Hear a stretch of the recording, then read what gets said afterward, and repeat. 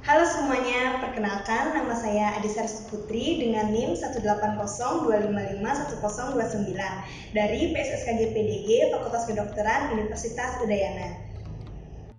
Pada video ini saya akan mendemonstrasikan tahapan pencabutan gigi permanen dimulai dari alat dan bahan yang digunakan, teknik anestesi, dan teknik pencabutannya. Dan di sini saya akan mendemonstrasikan pencabutan dari elemen gigi 22. Selamat menyaksikan.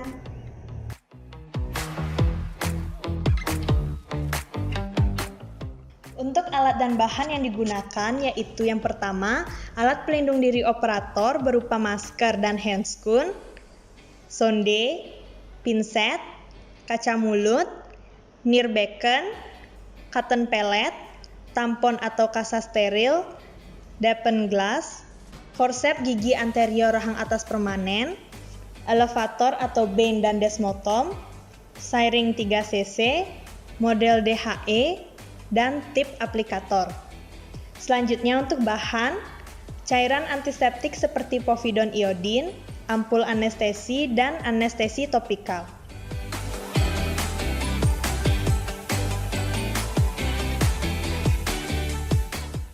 Untuk pencabutan gigi rahang atas, posisi dental chair yakni membentuk sudut 120 derajat antara dental chair dengan lantai atau bidang horizontal.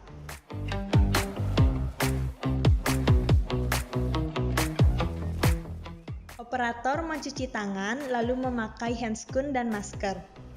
Bagi operator wanita, rambut dipastikan untuk diikat. Pasien diinstruksikan untuk berkumur dengan obat kumur antiseptik seperti chlorhexidine untuk mengurangi kontaminasi bakteri di mulut pasien.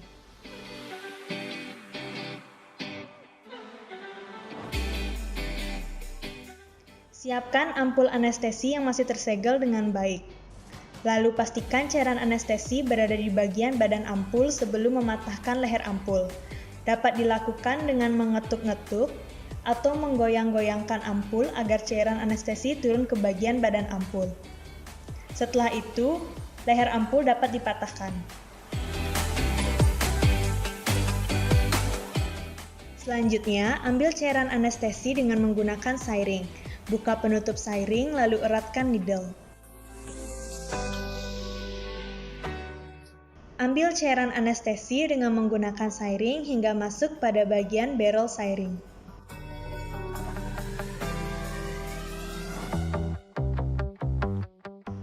Setelah itu, pastikan tidak adanya udara di dalam barrel syring. Dapat dihilangkan dengan mengetuk-ngetuk syring atau dapat mengeluarkan sedikit cairan anestesinya.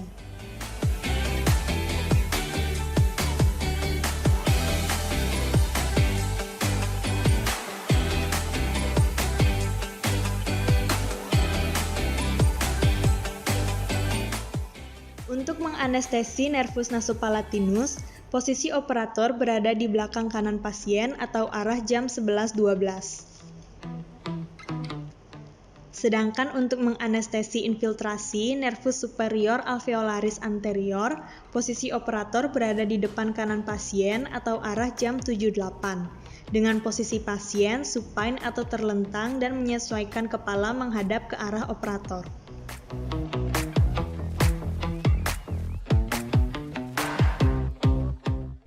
Selanjutnya, asepsis daerah kerja. Keringkan daerah mukosa yang akan dianestesi dengan menggunakan kasa steril dengan bantuan kaca mulut. Lalu, bersihkan daerah mukosa dengan obat antiseptik seperti povidone iodin dengan menggunakan cotton pellet.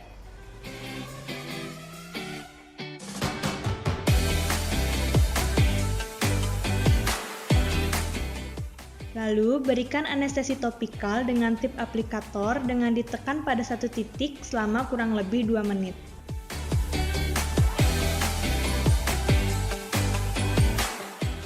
Selanjutnya, persiapkan syring untuk menyuntik dengan posisi bevel jarum menghadap ke tulang. Perlahan, insersikan jarum ke nervus yang dituju ke bagian lateral papilla incisivus. Lalu, lakukan aspirasi. Aspirasi dilakukan untuk mencegah masuknya cairan anestesi ke dalam pembuluh darah. Dilakukan dengan menarik pelanggar sedikit, dan apabila tidak ada darah pada barel jarum berarti negatif. Lalu, dapat dilanjutkan insersi jarum hingga menyentuh tulang atau setinggi akar kurang lebih 3-5 mm. Selanjutnya, deponir cairan anestesi perlahan untuk mengurangi rasa sakit sebanyak 0,45 sampai 0,60 cc.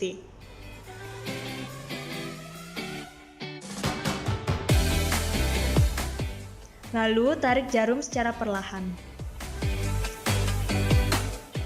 Selanjutnya, anestesi infiltrasi. Pertama, asepsis daerah kerja.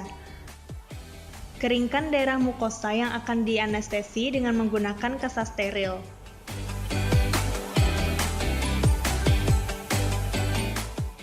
Lalu, bersihkan daerah mukosa dengan obat antiseptik seperti povidone iodin 3% dengan menggunakan cotton pellet.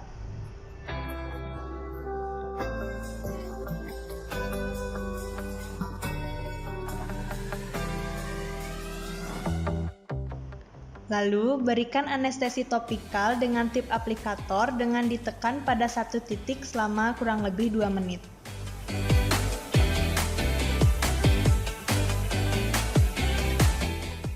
Persiapkan siring untuk anestesi dengan posisi bevel, jarum menghadap ke tulang, dan inklinasi jarum 45 derajat. Perlahan, insersikan jarum ke nervus yang dituju pada bagian pertemuan mukosa bergerak dan tidak bergerak. Lalu, lakukan aspirasi.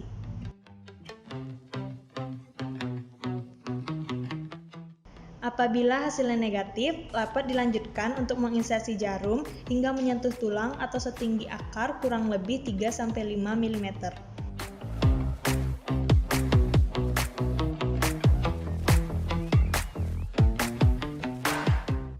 Setelah itu, deponirkan cairan anestesi secara perlahan untuk mengurangi rasa sakit sebanyak 1 hingga 1,5 cc.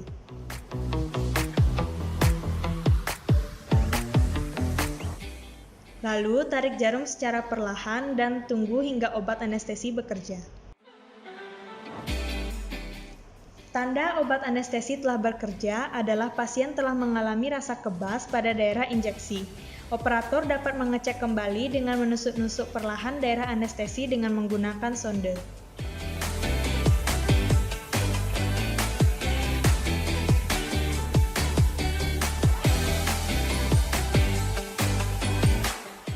Pertama, putuskan perlekatan jaringan lunak pada gigi dengan menggunakan desmotom.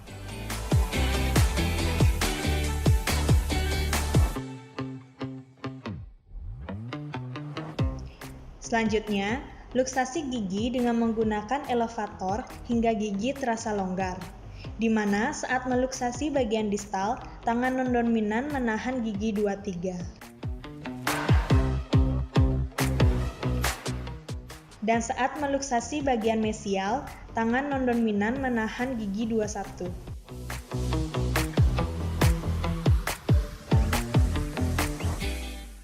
Selanjutnya, adaptasikan forceps pada gigi hingga seapikal mungkin dengan panjang sumbu paruh forceps sejajar dengan sumbu panjang gigi.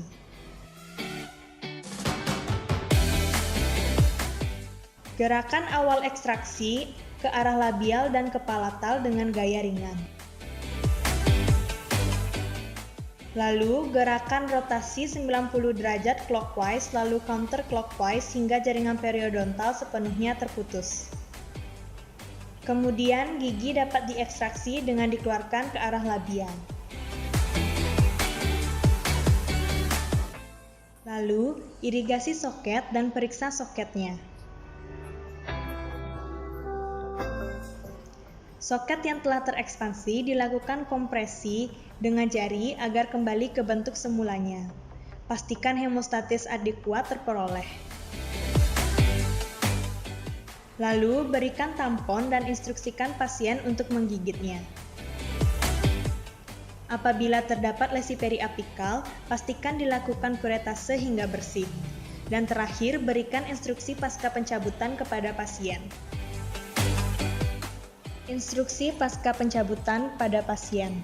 Yang pertama, untuk menggigit kasa atau tampon pada luka bekas pencabutan selama 30 hingga 45 menit. Kedua, konsumsi makanan lunak dan dingin terlebih dahulu untuk mempercepat penyembuhan luka dan meminimalisir terjadinya komplikasi pada bekas pencabutan. Yang ketiga, konsumsi obat secara teratur dan sesuai dosis yang telah diberikan oleh dokter yang bersangkutan seperti analgesik untuk menghilangkan rasa nyeri pasca pencabutan. Yang keempat, menjaga oral hygiene atau kebersihan rongga mulut. Yang kelima, pasien perokok dilarang untuk merokok 12 hingga 24 jam pasca pencabutan. Yang keenam, pasien dilarang mengkonsumsi alkohol dan berkumur terlalu sering. Yang ketujuh, jangan memainkan dan menghisap daerah bekas pencabutan karena akan memperlambat proses pembekuan darah. Yang kedelapan, jangan menggunakan sedotan untuk minum karena akan meningkatkan tekanan pada luka bekas pencabutan dan menimbulkan rasa nyeri atau tidak nyaman. Dan terakhir, jangan mengkonsumsi makanan yang panas dan keras agar tidak melukai area bekas pencabutan serta hindari pengunyahan pada area pencabutan. Sekian video dari saya, terima kasih telah menyaksikan.